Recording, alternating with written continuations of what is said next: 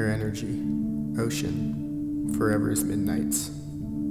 You're the debt I'd gotten myself in, the dollars I never saw but knew I'd eventually spend. You're every color of paint, the grand interpreter of dreams that frequented my walls.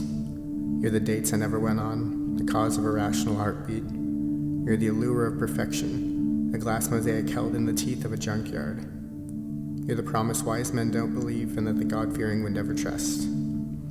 You're a Saturday on a Wednesday, a juxtaposition of chaos and moods. You're who my parents always wished I'd never bring home. You're the police negotiating life to death, God's number one patient rechecking in without realizing you ever left.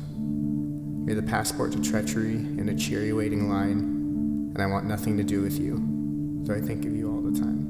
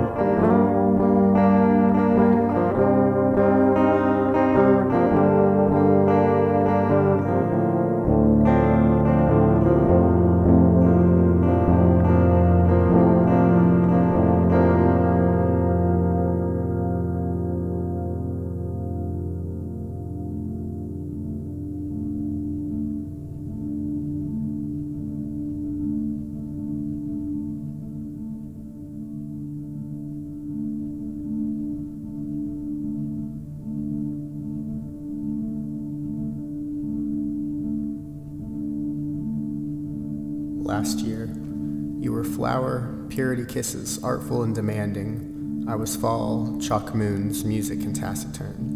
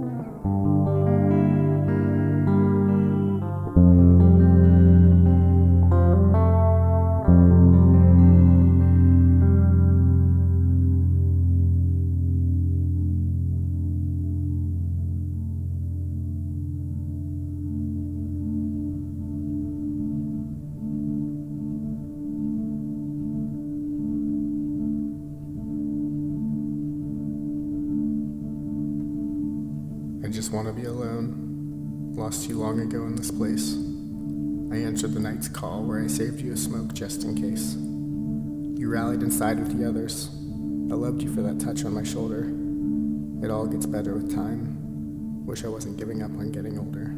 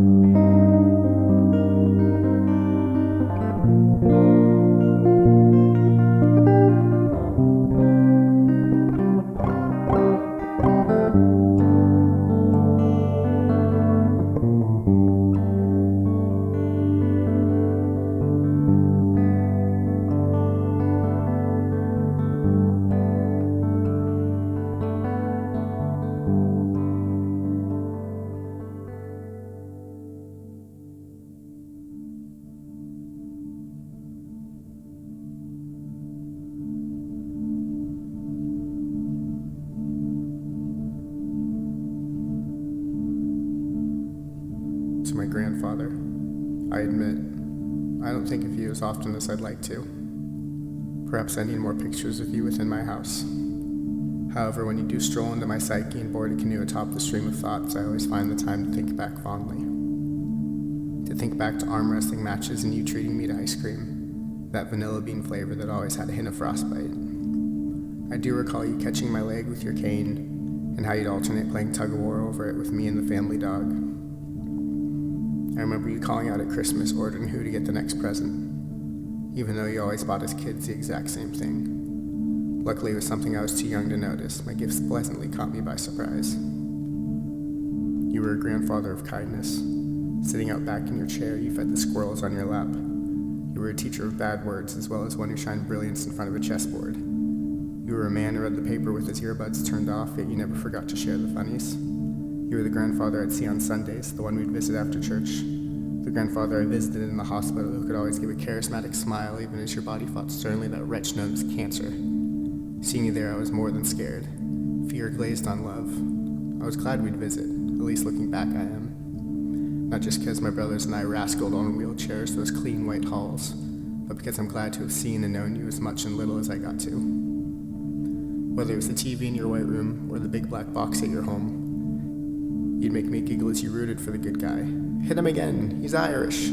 He's supported by smiles and a wink in my direction. The things you'd say in scenes that made me blush, the reassurance that life can be so beautiful. So thank you, grandfather. I wish I would have got to know you more. However, I'm a hopeful one and believe together we've got more days in store. Much love, your grandson, the admirer of loving faces tacked to these walls.